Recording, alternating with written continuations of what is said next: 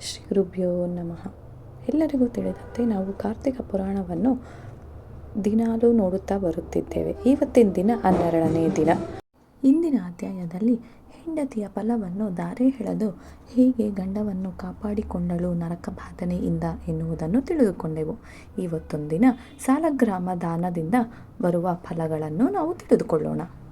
ಗಂಗಾ ತರಂಗರಮಣೀಯ ಜಟಾಕಲಾಪಂ ಗೌರಿ ನಿರಂತರ ವಿಭೂಷಿತ ವಾಮಭಾಗಂ ನಾರಾಯಣ ಪ್ರಿಯಮನಂಗಮದಾಪಹಾರಂ ವಾರಣಾಸೀಪುರಪತಿಂ ಭಜ ವಿಶ್ವನಾಥಂ.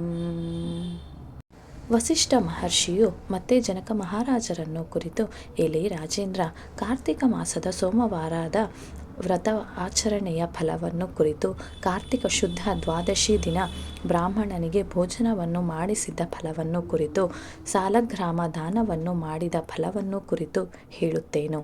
ಸಾವಧಾನ ಚಿತ್ತದಿಂದ ಕೇಳಿಸಿಕೋ ಎಂದರು. ಕಾರ್ತಿಕ ಮಾಸದಲ್ಲಿ ರಾತ್ರಿಯವರೆಗೂ ಉಪವಾಸವಿದ್ದು ಸಾಯಂಕಾಲ ಸಮಯದಲ್ಲಿ ಹರಿಹರಾದಿಗಳ ದೇವಾಲಯಗಳಲ್ಲಿ ಯಾವುದಕ್ಕಾದರೂ ಹೋಗಿ ಅಲ್ಲಿರುವ ಸ್ವಾಮಿಯನ್ನು ಅರ್ಚಿಸಿ ಭಕ್ತಿಯಿಂದ ನಮಸ್ಕಾರಗಳನ್ನು ಸಲ್ಲಿಸಿ ರಾತ್ರಿ ನಕ್ಷತ್ರ ದರ್ಶನಾನಂತರ ಭೋಜನವನ್ನು ಮಾಡಿದರೆ ವಿಷ್ಣು ಸಾಯುಜ್ಯವನ್ನು ಪಡೆಯುವರು. ಕಾರ್ತಿಕ ಮಾಸದಲ್ಲಿ ಸೋಮವಾರ ವ್ರತಕ್ಕಿಂತ ಶನಿ ತ್ರಯೋದಶಿ ದಿನ ವ್ರತವನ್ನು ಆಚರಿಸಿದರೆ 100ರಷ್ಟು ಅಧಿಕ ಫಲಪ್ರದವು. ಶನಿ ತ್ರಯೋದಶಿ ವ್ರತಕ್ಕಿಂತ ಕಾರ್ತಿಕ ಶುದ್ಧ ಪೌರ್ಣಮಿಯ ದಿನದ ವ್ರತವು 1000ದಷ್ಟು ಫಲಪ್ರದವು. ಅದಕ್ಕಿಂತ ಕಾರ್ತಿಕ ಶುದ್ಧ ಪಾಡ್ಯಮಿ ದಿನ ವ್ರತವು 1,00,000ದಷ್ಟು ಫಲಪ್ರದವು. ಅದಕ್ಕಿಂತ ಕಾರ್ತಿಕ ಶುದ್ಧ ದ್ವಾದಶಿ ವ್ರತವನ್ನು ಆಚರಿಸಿದರೆ 1,00,00,000ಯಷ್ಟು ಫಲಪ್ರದವೂ ಆಗಿರುವುದು. ಕಾರ್ತಿಕ ಶುದ್ಧ ಏಕಾದಶಿ ದಿನ ಸಂಪೂರ್ಣವಾಗಿ ಉಪವಾಸವಿದ್ದು ಆ ರಾತ್ರಿ ವಿಷ್ಣು ದೇವಾಲಯಕ್ಕೆ ಹೋಗಿ ಶ್ರೀಹರಿಹರರನ್ನು ಪೂಜಿಸಿ ನಂತರ ಜಾಗರಣೆಯನ್ನು ಮಾಡಬೇಕು. ತದನಂತರ ಪ್ರಾತಃ ಕಾಲ ಮುಂಚೆಯೇ ಕಾಲಕೃತ್ಯಗಳನ್ನು ಮುಗಿಸಿಕೊಂಡು ತಾನು ಶಕ್ತ್ಯಾನುಸಾರ ಬ್ರಾಹ್ಮಣ ಸಮಾರಾಧನೆಯನ್ನು ನಡೆಸಿ ನಂತರ ಭೋಜನ ಮಾಡುವುದು ಶ್ರೇಷ್ಠವಾದದ್ದು. ಹೀಗೆ ಆಚರಿಸಿದ್ದ ಮಾನವನು ಶ್ರೀಹರಿಹರರ ಸಾನ್ನಿಧ್ಯದಲ್ಲಿ ಅನಂತ ಕಾಲವೂ ವಾಸಿಸುವರು. ಯಾರಾದರೆ ಕಾರ್ತಿಕ ಶುದ್ಧ ದ್ವಾದಶಿ ದಿನ ಒಬ್ಬ ಸದ್ಬ್ರಾಹ್ಮಣನಿಗೂ ಭೋಜನವನ್ನು ಮಾಡಿಸುವರೋ ಅವರು ಇಹಲೋಕದಲ್ಲಿ ಆಯುರ್ವೃದ್ಧಿ, ಸಂಪತ್ತು, ಆರೋಗ್ಯ ಮುಂತಾದವನ್ನು ಪಡೆಯುವುದೇ ಅಲ್ಲದೆ ಸೂರ್ಯಗ್ರಹಣ ಸಮಯದಲ್ಲಿ ಗಂಗಾ ನದಿಯಲ್ಲಿ ಸ್ನಾನವನ್ನು ಆಚರಿಸಿ ಆ ನದಿ ದಡದಲ್ಲಿ 1,00,00,000 ಬ್ರಾಹ್ಮಣರಿಗೆ ಸಮಾರಾಧನೆಯನ್ನು ಮಾಡಿಸಿದ ಫಲವನ್ನು ಕೂಡ ಪಡೆಯುವುದು. ಇನ್ನು 1000 ಸೂರ್ಯಗ್ರಹಣ ಫಲವಾಗಲಿ, 10,000 ವ್ಯತಿಪಾತ ಯೋಗ ಫಲವಾಗಲಿ, 1,00,000 ಅಮಾವಾಸ್ಯೆ ಫಲವಾಗಲಿ ಕೊಡುವ ಫಲಕ್ಕಿಂತ 16ರಷ್ಟು ಫಲವನ್ನು ಕೊಡುತ್ತದೆ. ದ್ವಾದಶಿ ದಿನ ಬ್ರಾಹ್ಮಣರಿಗೆ ಮೊಸರಿನಲ್ಲಿ ಭೋಜನವನ್ನು ಮಾಡಿಸಿದರೆ ಅನಂತ ಫಲಪ್ರದವು. ಹಾಲನ್ನು ಕೊಡುವ ಹಸುವನ್ನು ಕರುಸಹಿತ ಒಬ್ಬ ಬ್ರಾಹ್ಮಣರಿಗೆ ಕಾರ್ತಿಕ ಮಾಸದಲ್ಲಿ ದಾನ ಮಾಡಿದರೂ ಆ ಹಸುವಿಗೆ ಎಷ್ಟು ರೋಮಗಳಿರುವವೋ ಅಷ್ಟು ವರ್ಷಗಳ ಸ್ವರ್ಗಲೋಕದಲ್ಲಿ ಇಂದ್ರ ಭೋಗವನ್ನು ಅನುಭವಿಸುವರು. ಕಾರ್ತಿಕ ಶುದ್ಧ ದ್ವಾದಶಿ ದಿನ ಮೇಲೆ ಹೇಳಿದ್ದ ಗೋವನ್ನು ಬೆಳ್ಳಿಯಿಂದ ಮಾಡಿಸಿ ಅಲಂಕರಿಸಿ ಪಾದಗಳಿಂದಲೂ ಬಂಗಾರದಿಂದ ಮಾಡಿದ ಅಲಂಕರಿಸಿದ್ದ ಕೊಂಬುಗಳಿಂದಲೂ ಭಕ್ತಿಯಿಂದ ಬ್ರಾಹ್ಮಣರಿಗೆ ದಾನ ಮಾಡಿದರೆ ಸ್ವರ್ಗಾದಿ ಸೌಖ್ಯಗಳನ್ನು ಅನುಭವಿಸುವರು. ಅಲ್ಲದೆ ಶಾಶ್ವತ ಬ್ರಹ್ಮಾನಂದವನ್ನು ಸಹ ಅನುಭವಿಸುವರು. ಈ ಮಾಸದಲ್ಲಿ ವಸ್ತ್ರದಾನವನ್ನು ಮಾಡಿದವರು ವೈಕುಂಠವಾಸಿಗಳಾಗುವರು. ಹಸುವಿನ ತುಪ್ಪವನ್ನು ಕಂಚಿನ ಪಾತ್ರೆಯಲ್ಲಿ ಹಾಕಿ ಕಾರ್ತಿಕ ಶುದ್ಧ ಪಾಡ್ಯಮಿ ದಿನವಾಗಲಿ ಕಾರ್ತಿಕ ಶುದ್ಧ ಪೌರ್ಣಮಿ ದಿನವಾಗಲಿ ದೀಪವನ್ನು ಇರಿಸಿದವರಿಗೆ 1,00,00,000 ಜನ್ಮಗಳ ಪಾಪಕರ್ಮಗಳು ಕೂಡ ನಶಿಸುವವು.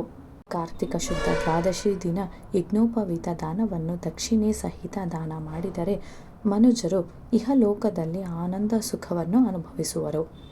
ಮರಣಾಂತ್ಯದಲ್ಲಿ ಕೆಲಕಾಲ ಸ್ವರ್ಗ ಸೌಖ್ಯವನ್ನು, ನಂತರ ವೈಕುಂಠದಲ್ಲಿ ವಿಷ್ಣು ಸಾನ್ನಿಧ್ಯವನ್ನು ಮತ್ತೆ ದ್ವಾದಶಿ ದಿನ ಬಂಗಾರದ ತುಳಸಿ ಗಿಡವನ್ನು ಮಾಡಿಸಿ ಜ್ಞಾನವಂತನಾದ ಬ್ರಾಹ್ಮಣಿಗೆ ದಾನ ಮಾಡಿದರೂ ಅಂತಹ ಬ್ರಾಹ್ಮಣನನ್ನು ಪೂಜಿಸಿ ಸಾಲಗ್ರಾಮವನ್ನು ದಾನ ಮಾಡಿದರೂ ಚತುಸ್ಸಾಗರ ಮಧ್ಯದಲ್ಲಿರುವ ಭೂಭಾಗವೆಲ್ಲ ದಾನ ಮಾಡಿದ ಫಲವು ಪಡೆಯುವರು. ಇದಕ್ಕೆ ಒಂದು ಇತಿಹಾಸ ಉಂಟು, ಅದನ್ನು ಹೇಳುವೆನು ಕೇಳು. ಗೋದಾವರಿ ನದಿ ತೀರದಲ್ಲಿ ಒಂದು ಗ್ರಾಮದಲ್ಲಿ ಒಬ್ಬ ವೈಶ್ಯನಿದ್ದನು. ಅವನು ಅತ್ಯಂತ ದುರಾಚಾರಿಯಾಗಿದ್ದನು. ಅವನು ವಿವಿಧವಾಗಿ ಧನವನ್ನು ಸಂಪಾದಿಸುತ್ತಿದ್ದನು. ತಾನು ಸಂಪಾದಿಸಿದ್ದ ಹಣವನ್ನು ತಾನೂ ತಿನ್ನದೆ, ಬೇರೆಯವರಿಗೂ ಕೊಡದೆ, ಯಾವುದೇ ದಾನ ಧರ್ಮವನ್ನು ಮಾಡದೆ ಹಣವನ್ನು ಹಾಗೇ ಜೋಪಾನವಾಗಿ ಇಟ್ಟುಕೊಂಡಿದ್ದನು. ಅದೇ ರೀತಿ ತನ್ನ ಸ್ವಗ್ರಾಮಕ್ಕೆ ಸಮೀಪದಲ್ಲಿ ಒಂದು ಗ್ರಾಮದಲ್ಲಿ ಬ್ರಾಹ್ಮಣನಿದ್ದನು. ಈ ವೈಶ್ಯನು ಆ ಬ್ರಾಹ್ಮಣನಿಗೆ ವಿಶೇಷವಾಗಿ ಧನವನ್ನು ಸಾಲವಾಗಿ ಕೊಟ್ಟಿದ್ದನು. ಕೊಂಚ ಕಾಲ ನಂತರ ವೈಶ್ಯನು ಆ ಬ್ರಾಹ್ಮಣನನ್ನು ತನಗೆ ಕೊಡಬೇಕಾಗಿದ್ದ ಹಣವನ್ನು ಕೊಡುವೆಂದು ಕೇಳಿದನು. ಅದಕ್ಕೆ ಆ ವಿಪ್ರನು ಋಣವನ್ನು ತೀರಿಸಲು ನನಗೆ 1 ತಿಂಗಳ ಕಾಲ ಸಮಯ ಬೇಕೆಂದು ಕೇಳಿದನು. ಮತ್ತೆ ಕೆಲವು ದಿನಗಳ ನಂತರ ವೈಶ್ಯನು ಆ ಬ್ರಾಹ್ಮಣನನ್ನು ತನ್ನ ಋಣವನ್ನು ತೀರಿಸಬೇಕೆಂದು ಕೇಳಿದನು. ಬ್ರಾಹ್ಮಣನು ಆ ಜನ್ಮದಲ್ಲಿ ತೀರಿಸದಿದ್ದಲ್ಲಿ ಪುನರ್ಜನ್ಮದಲ್ಲಿ ವೈಶ್ಯನ ಮಗನಾಗಿ ಹುಟ್ಟಿ ಋಣಮುಕ್ತನಾಗುವೆನು ಎಂದು ಹೇಳಿದನು. ಈ ಮಾತುಗಳಿಂದ ಕೋಪಗೊಂಡ ವೈಶ್ಯನು ಅಲ್ಲೇ ಇದ್ದ ಒಂದು ಕತ್ತಿಯನ್ನು ತೆಗೆದುಕೊಂಡು ಆ ಒಂದು ಬ್ರಾಹ್ಮಣನನ್ನು ಸಾಯಿಸಿ ಅಲ್ಲಿಂದ ಪಾರಾದನು. ಹೀಗೆ ಆ ಬ್ರಾಹ್ಮಣನಿಗೆ ಬ್ರಾಹ್ಮಣ ಹತ್ಯೆ ದೋಷವು ಬಂದಿತು. ಹೀಗಾಗಿ ಕೊಂಚ ಕಾಲ ನಂತರ ಆ ವೈಶ್ಯನು ಪರಲೋಕಗತನಾದನು. ಆಗ ಯಮದೂತರು ಆ ವೈಶ್ಯನನ್ನು ಕೊಂಡೊಯ್ದು ಯಮನ ಹತ್ತಿರ ನಿಲ್ಲಿಸಿದರು. ಆಗ ಯಮನು ಅವನನ್ನು ನೋಡುತ್ತಲೇ ಕೋಪಗೊಂಡು, ಎಲೆ ಪಾಪಿ, ಇವನನ್ನು ನರಕಬಾಧೆಯನ್ನು ತೋರಿಸಿರಿ ಎಂದು ಹೇಳಿದನು. ಅಂದಿನಿಂದ ಆ ವೈಶ್ಯನು ಅನೇಕ ನರಕಬಾಧೆಗಳನ್ನು ಅನುಭವಿಸಿದನು. ಆ ವೈಶ್ಯನಿಗೆ ಮಗನಿದ್ದನು. ಅವನ ಹೆಸರು ಧರ್ಮವ್ರತ. ಹೆಸರಿಗೆ ತಕ್ಕಂತೆ ಧರ್ಮ ಕಾರ್ಯಗಳನ್ನು ಆಚರಿಸುತ್ತಿದ್ದನು. ತಂದೆಯ ಥರ ಜಿಪುಣತನ ತೋರಿಸದೆ ಅನಾಥರಿಗೆ, ಭಿಕ್ಷುಕರಿಗೆ ಅನ್ನ ವಸ್ತ್ರ ದಾನವನ್ನು ಮಾಡುತ್ತಾ, ಅಲ್ಲಲ್ಲಿ ಬಾವಿ ಕೆರೆಗಳನ್ನು ತೋಡಿಸುತ್ತಾ, ಯಜ್ಞಾದಿ ವಿದ್ಯಾದಾನವನ್ನು ನಡೆಸುತ್ತಾ, ಸತ್ಕರ್ಮಾಚರಣೆಯನ್ನು ನಡೆಸುತ್ತಿದ್ದವರಿಗೆ ಹೆಚ್ಚು ಸಹಾಯವನ್ನು ಮಾಡುತ್ತಾ, ಎಲ್ಲರಿಂದಲೂ ಅನ್ನದಾನ ಎಂಬ ಹೆಸರನ್ನು ಗಳಿಸಿದನು. ಹೀಗಿರಲು ಒಂದಾನೊಂದು ದಿನ ತ್ರಿಲೋಕ ಸಂಚಾರಿಯಾಗಿದ್ದ ನಾರದ ಮಹರ್ಷಿಗಳು ಭೂಲೋಕಕ್ಕೆ ಇಳಿದು ಶ್ರೀಮನ್ನಾರಾಯಣನ ನಾಮೋಚ್ಚಾರಣೆ ಮಾಡುತ್ತಾ ಧರ್ಮವ್ರತನ ಮನೆಗೆ ಬಂದರು. ಆಗ ಧರ್ಮವ್ರತನು, ಮಹಾತ್ಮ, ತಮ್ಮ ಆಗಮನದಿಂದ ನನ್ನ ಗೃಹವು ಪಾವನವಾಗಿದೆ ಎಂದು ಹೇಳುತ್ತಾ ಅವರಿಗೆ ಅರ್ಘ್ಯ ಪಾದ್ಯಾದಿಗಳನ್ನು ವಿಧಿವಿಧಾನಗಳಿಂದ ಸಲ್ಲಿಸಿ ಆತನನ್ನು ಪೂಜಿಸಿ ತಮ್ಮ ದರ್ಶನ ಲಾಭದಿಂದ ಧನ್ಯನಾದೆನು ಎಂದರು. ಆದುದರಿಂದ ತಮ್ಮ ಆಜ್ಞೆಯನ್ನು ಶಿರಸಾವಹಿಸಿ ನಡೆಸಲು ಸಿದ್ಧನಾಗಿದ್ದೆನು. ಆದುದರಿಂದ ತಮ್ಮ ಆಗಮನದ ಕಾರಣವನ್ನು ತಿಳಿಸಿ ನಿಮಗೆ ಸಲ್ಲಬೇಕಾದ ಸೇವೆಯನ್ನು ಸಲ್ಲಿಸಿಕೊಂಡು ನನ್ನನ್ನು ಕೃತಾರ್ಥಕರನ್ನಾಗಿ ಮಾಡಬೇಕೆಂದು ಪ್ರಾರ್ಥಿಸುವೆನು. ಎಲೆ ಧರ್ಮವ್ರತನೇ, ನಿನಗೊಂದು ವಿಷಯವನ್ನು ತಿಳಿಸಲು ಬಂದಿದ್ದೆನು. ಕಾರ್ತಿಕ ಮಾಸದಲ್ಲಿ ಎಲ್ಲ ದಿನಗಳಿಗಿಂತ ಶುದ್ಧ ದ್ವಾದಶಿ ದಿನವು ಶ್ರೀ ಮಹಾವಿಷ್ಣುವಿಗೆ ಪ್ರಿಯಕರವಾದದ್ದು. ಅಂದು ಸ್ನಾನ, ದಾನ, ಜಪ, ಹೋಮಾದಿಗಳನ್ನು ಯಾವುದನ್ನಾದರೂ ನಡೆಸಿದರೆ ಅನಂತ ಫಲವುಂಟು. ಇಷ್ಟೇ ಅಲ್ಲದೆ ಆ ದಿನ ಸಾಲಗ್ರಾಮವನ್ನು ದಾನ ಮಾಡಿದರೆ ಆ ಜನ್ಮದಲ್ಲೂ ಹಿಂದಿನ ಜನ್ಮದಲ್ಲೂ ಮಾಡಿದ ಪಾಪಗಳೆಲ್ಲವೂ ನಶಿಸುವುದು. ಅಲ್ಲದೆ ಅಂಥ ಪಾಪಕರ್ಮಗಳನ್ನು ಆಚರಿಸಿದ್ದ ನರಕಬಾಧೆಯನ್ನು ಅನುಭವಿಸುತ್ತಿರುವವರು ಅದರಿಂದ ವಿಮುಕ್ತರಾಗಿ ವೈಕುಂಠವನ್ನು ಸೇರುವವರು. ಅದರಿಂದ ನರಕಬಾಧೆಯನ್ನು ಅನುಭವಿಸುತ್ತಿರುವ ನಿನ್ನ ತಂದೆಯನ್ನು ವಿಮುಕ್ತಿಗೊಳಿಸಲು ನೀನು ಕಾರ್ತಿಕ ಶುದ್ಧ ದ್ವಾದಶಿ ದಿನ ಸಾಲಗ್ರಾಮವನ್ನು ದಾನ ಮಾಡು ಎಂದು ನಾರದರು ಧರ್ಮವ್ರತನಿಗೆ ಹೇಳಿದರು. ನಾನು ಗೋ, ಭೂ, ಹಿರಣ್ಯಾದಿಗಳಿಂದ ಹಲವು ವಿಧವಾದ ಮಹಾದಾನಗಳನ್ನು ಮಾಡಿರುವೆನು. ಇದರಿಂದ ಅವನಿಗೆ ಪಾಪ ವಿಮೋಚನೆ ಆಗದಿದ್ದುದು ನೀವು ತಿಳಿಸಿದ್ದ ದಾನದಿಂದ ಅವನು ಉದ್ಧಾರವಾಗುವುದು ನಿಜವೇ ಎಂದು ಪ್ರಶ್ನಿಸಿದನು. ನನ್ನ ತಂದೆಯು ಸಂಪಾದಿಸಿದ್ದ ಧನವು ನನಗೆ ಹೆಚ್ಚಾಗುವುದರಿಂದ ನಾನು ಇಂತಹ ತುಚ್ಛವಾದ ದಾನಗಳನ್ನು ಮಾಡಲಾರೆ ಎಂದನು. ಆಗ ನಾರದ ಮಹರ್ಷಿಯು, ಎಲೆ ಧರ್ಮವ್ರತ, ಸಾಲಗ್ರಾಮವನ್ನು ನೀನು ಕಲ್ಲುಗುಂಡು ಎಂದು ಭಾವಿಸದೆ ಶ್ರೀಮನ್ನಾರಾಯಣನ ಮೂರ್ತಿ ಎಂದು ಭಾವಿಸಿ ನೀನು ದಾನವನ್ನು ಮಾಡು. ಆಗ ನಿಮ್ಮ ತಂದೆಯ ನರಕಬಾಧೆಯಿಂದ ವಿಮುಕ್ತಿ ಪಡೆಯುವನು. ದಾನವನ್ನು ಮಾಡುವುದು ಬಿಟ್ಟು ಅನ್ಯ ಮಾರ್ಗವೇ ಇಲ್ಲ ಎಂದು ಹೇಳಿ ಅದೃಶ್ಯನಾದನು. ಧರ್ಮವ್ರತನು ನಾರದ ಮುನಿಗಳ ಮಾತುಗಳನ್ನು ತ್ಯಜಿಸಿ ಅವರು ದಾನವನ್ನು ಮಾಡಲೇ ಇಲ್ಲ. ಹೀಗೆ ಕೆಲ ಕಾಲ ನಂತರ ಆ ಧರ್ಮವ್ರತನೂ ಕೂಡ ಮರಣಿಸಿದನು. ನಾರದ ಮುನಿಯಂತಹ ಮಹಾಮುನಿಯು ವಾಕ್ಯಾನುಸಾರವಾಗಿ ಸಾಲಗ್ರಾಮವನ್ನು ದಾನ ಮಾಡದೆ ಅದನ್ನು ಶಿಲೆ ಎಂದು ಭಾವಿಸಿ ಅನಾದರಣೆಯನ್ನು ತೋರಿಸುವುದರಿಂದ ಆತನು 3 ಜನ್ಮಗಳಲ್ಲಿ ಕ್ರೂರ ವ್ಯಾಘ್ರವಾಗಿ ಹುಟ್ಟಿದನು. ನಂತರ 3 ಜನ್ಮಗಳಲ್ಲಿ ಕೋತಿಯಾಗಿಯೂ 5 ಜನ್ಮಗಳಲ್ಲಿ ವೃಷಭವಾಗಿಯೂ 10 ಜನ್ಮಗಳಲ್ಲಿ ಮಾನವ ಸ್ತ್ರೀಯರಾಗಿಯೂ ಜನಿಸಿ ಬಾಲ್ಯದಲ್ಲೇ ವಿಧವೆಯಾಗುತ್ತಿದ್ದಳು. ಮಾನವನ ಜನ್ಮ 11ನೆಯ ಜನ್ಮದಲ್ಲಿ ಒಬ್ಬ ವೇದವಿಪ್ರನಿಗೆ ಪುತ್ರಿಯಾಗಿ ಜನಿಸಿದಳು.